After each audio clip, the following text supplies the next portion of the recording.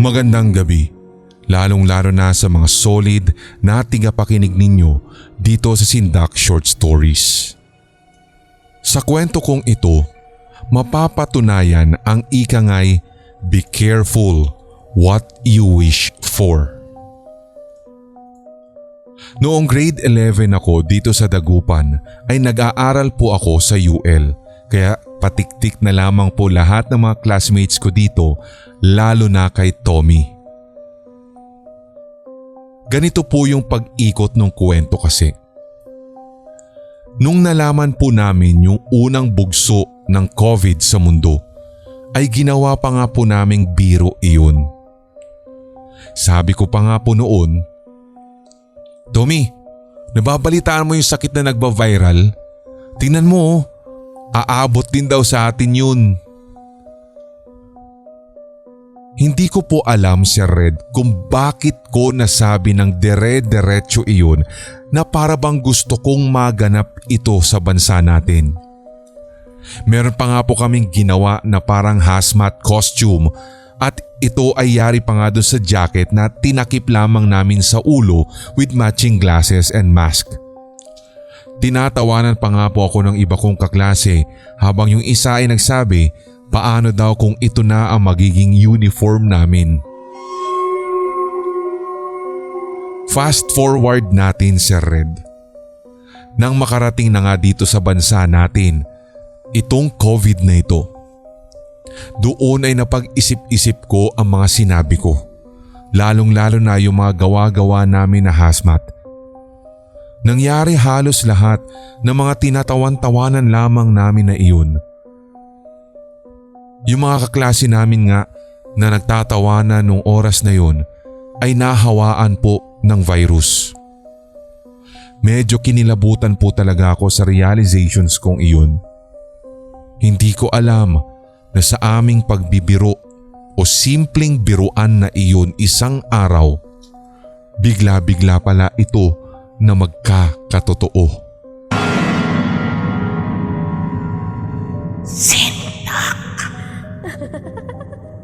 Sana po, Sir Red, ay mapansin ninyo ang maikli kong kwento.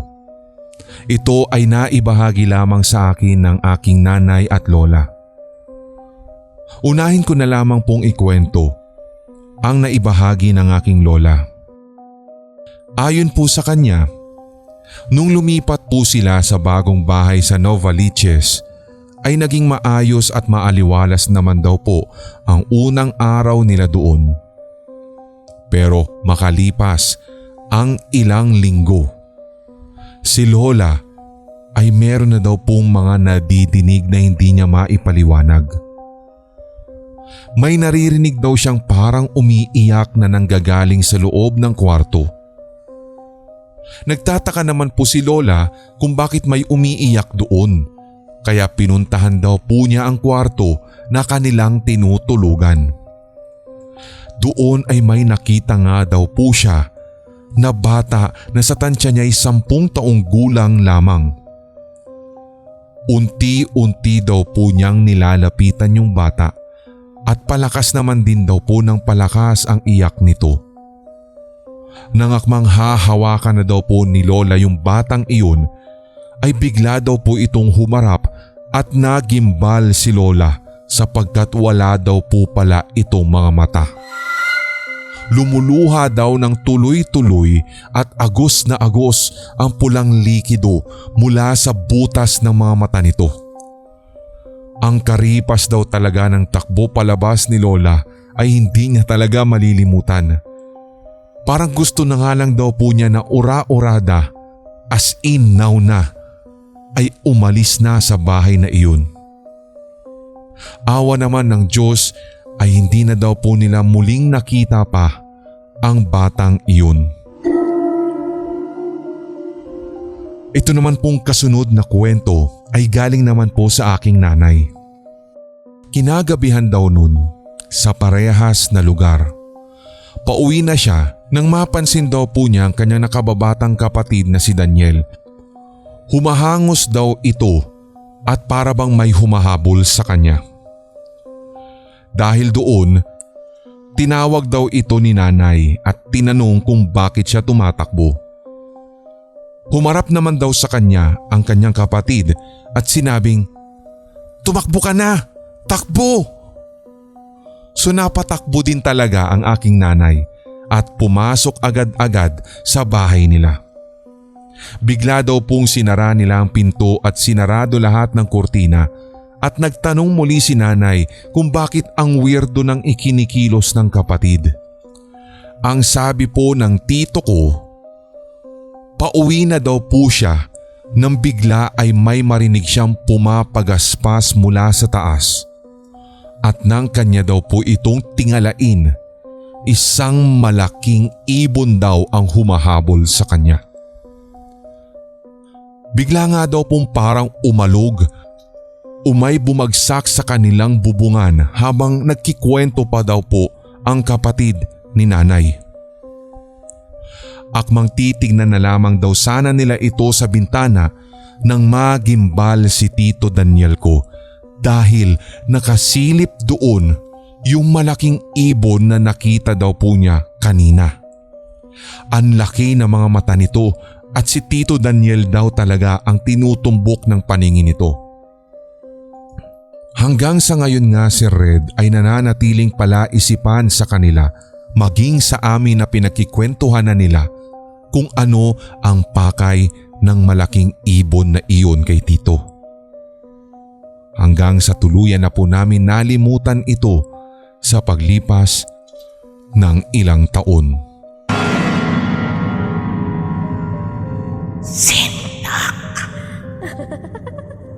Itago niyo na lamang po ko sa pangalang Mamet Dadet.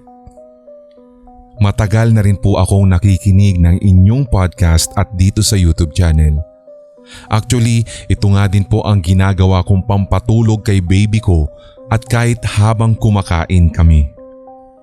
Yung panganay ko nga din po ay nahook na rin sa inyong podcast. Itong kwentong ito ay isa lamang sa madami kong hilakbot experience. Year 2015, sa bagong nilipatan naming apartment. Madaling araw iyon at sa tansya ko'y bandang 1:00 na iyon. Kakauwi ko lamang noon si Red galing sa work sa coffee shop. Ang ginagawa ko po kasi pagkatapos pong mag half bath ay dire-diretso na ako sa kwarto ng kapatid ko at magtatabi na po kami sa higaan habang si papa ko nga po noon ay na-e-enjoy na matulog sa sala. At dahil nga sabi ko madaling araw na iyon, ako na lamang ang gising. Yung higa namin ng kapatid ko ay siya yung sa tabi ng dingding at ako naman yung sa kabilang side na tabi ng pinto. So nakatalikod ako sa kanya nung time na iyon at nagsi-cellphone lamang. Ang ginagawa ko ay scroll lamang ako ng scroll sa social media bilang pampaantok. Hanggang sa lumipas ang halos 5 minuto pa lamang ng pagsi-cellphone ko, bigla pong parang humahangin sa aking paanan. Sa ilalim ng kumot kasi nakatutok yung electric fan pero nakakumot kami kaya imposible na matatamaan ng hangin yung mga paa ko. Una hindi ko muna pinapansin kasi baka guni-guni ko lamang iyon pero hindi ko pa rin talaga sigurado. Patay din kasi yung ilaw noon si Red at tanging ilaw na nanggagaling sa screen ng aking cellphone ang nagsisilbing liwanag. Hindi rin kasi ako nakakatulog agad kapag sobra-sobrang liwanag. So ganun na lang ang hilakbot ko nang makita ko po talagang nakaangat pala na parang may nakahawak sa laylayan ng kumot ko sa paanan ko at bigla na lang nalaglag na animoy binitawan ng kung sino. Nangyari ito si Red matapos kong masinagan ng liwanag ng screen ng cellphone ko yung paanan ko. Kitang-kita ko talagang nakaangat ito kaya pala pinapasukan o nahahanginan yung paa ko. Hindi ko talaga masasabing guni-guni ito dahil halos kahihiga ko lamang din nung time na yun. Nagsipagtayuan bigla lahat ng balahibo ko sa batok at sumiksik na lang ako sa kapatid ko habang natutulog. Pilit ko rin talagang kinakalma ang sarili ko. Kinabukasan noon ay kwento ko kaagad sa kapatid ko ang nangyari. At nagulat talaga ako dahil maski daw siya ay ganun din ang naranasan ng minsan. Hindi lamang pala ako ang naka-experience ng ganun. Lahat daw ng naganap at parehong senaryong ito ay naranasan din ng aking kapatid simula nang lumipat kami sa bahay na yun. Abangan niyo na lamang po, Sir Red, ang iba ko pang mga kwento na salig sa paranormal, lalong-lalo na sa iba ko pang mga karanasan na kahihilakbutan sa apartment namin na iyon. May mas i-worst pa pala, Sir Red, at kumbaga introduction pa lamang pala ng incubus ang kaganapang ito.